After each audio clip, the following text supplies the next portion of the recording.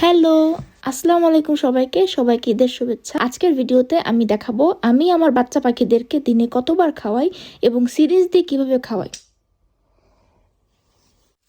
এখন আমি আপনাদের খাবারটা তৈরি করে দেখাবো। আপনারা দেখতেই পাচ্ছেন এখানে নিউট্রিবার্ডের যে 21 খাবারটা সেটা নিয়েছি আমি। আর এই পরিষ্কার পাত্রের মধ্যে আমি ফুটন্ত গরম পানি করে রেখেছিলাম।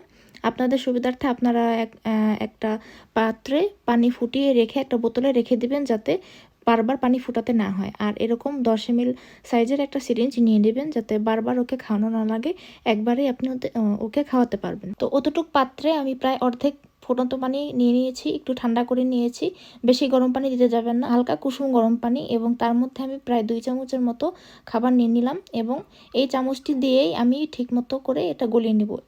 এই নিউট্রিবার্ড A21 এই খাবারটা একদম মনে হয় যে তেলের মতো, একদম পানির সাথে বেশিক্ষণ থাকে না, পানির সাথে একদম মিশে যায়। তো ভালো করে মিশিয়ে তারপরে ঘনত্বটা দেখে তারপরে যদি আরও গুঁড়ো লাগে তা আপনি গুঁড়ো মিক্স করতে পারেন, আর যদি না লাগে তাহলে আর দরকার নেই। এইভাবে আপনারা একটা অ্যাপ্রনের মতো বা ময়লা একটা গেঞ্জির মতো পরে নেবেন, কারণ ওরা হচ্ছে খাওয়াতে গেলে না অনেক ছিটাছিটি করে। আর যদি বড় হয়ে যায়, 1.5 মাস 2 মাসের বাচ্চা হয়, তাহলে তখন কিন্তু সিরিঞ্জ দিয়ে খেতে চায় না।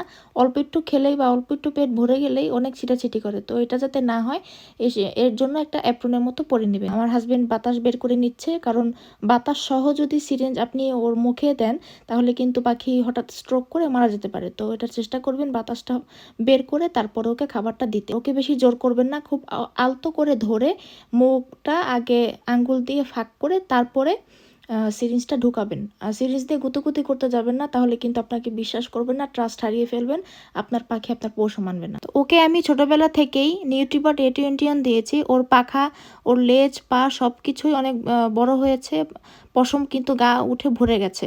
এর একটাই কারণ যে আমি ছোটবেলা থেকে ওকে নিউট্রিবার্ড A21 দিয়েছি। ওর বয়স কিন্তু 45 দিনের মতো হয়ে গেছে, 40 দিনের বেশি। যে সিরিঞ্জটিতে আমি খাওয়াচ্ছি এটার পরিমাণ হচ্ছে মাত্র 10 ml। তো যখন ছোট ছিল তখন কিন্তু প্রায় 20 ml এর মতো ও খেয়ে নিত। যখন পাখি আস্তে আস্তে বড় হয় তখন ওদের খাওয়ার পরিমাণটা অনেক কমে যায়। আগে 20 ml করে খেত, এখন খায় 10 ml। তো এইভাবে আস্তে আস্তে যখন বড় হবে তখন খাওয়ানোর পরিমাণটা কমে যায়। যখন আপনাদের পাখি এই অবস্থায় এসে পড়বে, নর্মালি এই বয়স থেকে ওরা নিজে নিজে খাওয়া শিখে গিয়ে আপনাকে নিজে ওকে খাওয়া শিখাতে হবে। সিরিঞ্জ দিয়ে খাওয়াতে থাকলে কিন্তু ওরা সিরিঞ্জেই খেতে অভ্যস্ত থাকবে। তো আপনাকে কি করতে হবে, এই একই খাবারটাই একটা ফ্রিজে, ছোট ফ্রিজে বা যে কোনো একটা পাত্রে ওর সামনে দিয়ে রাখতে হবে।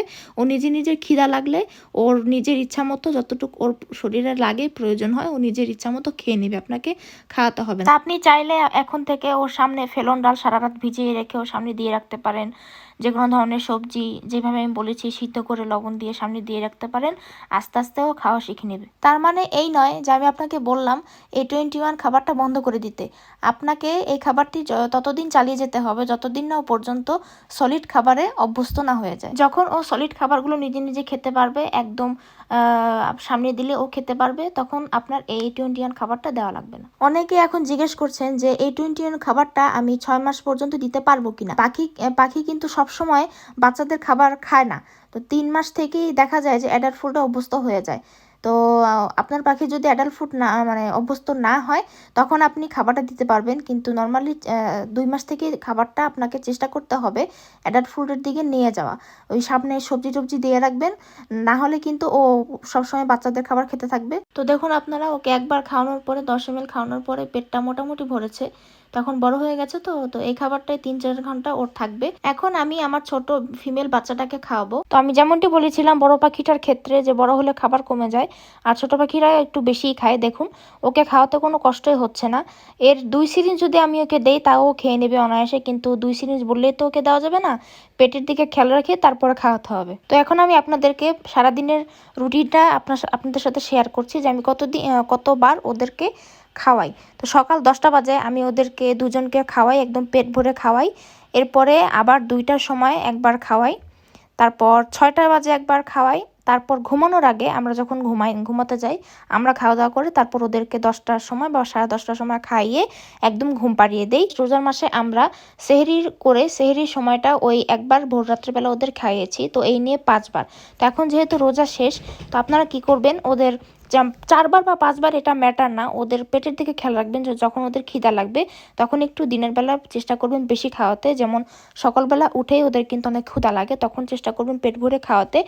আর রাত্রেবেলা যখন ওদের একদম ঘুমাতে দিবেন তখন একটু পেট ভরে খাওয়াবেন, যাতে সারা রাত ওদের না খেয়ে থাকলে কোনো অসুবিধা না হয়। তো এটা হচ্ছে দুপুর 2টার সময়, দুপুরে খাওয়ানোর সময়। আমি সকালে 10টার সময় খাইয়েছি, আর এখন 4 ঘন্টার মাথায় একদম পেট খালি হয়ে গেছে। সবচেয়ে গুরুত্বপূর্ণ কথা হচ্ছে প্রতিবার খাওয়ানোর আগে এবং পরে যে পাত্রে খাবার বানাচ্ছেন এবং যেটা দিয়ে খাওয়াচ্ছেন, সিরিঞ্জ এবং পাত্র দুটোই গরম পানি দিয়ে সুন্দরভাবে ধুয়ে রাখবেন। প্রতিবার খাওয়ানোর পরে এভাবে টিস্যু দিয়ে মুখটা মুছে দিবেন, না হলে কিন্তু মুখের চারপাশে শক্ত হয়ে খাবারটা লেগে থাকবে। তো আজ এ পর্যন্তই। ভিডিও ভালো লাগলে সামাজিক কাজে লেগে পড়ুন। মা, মা, কি? মা, মা কোথায়?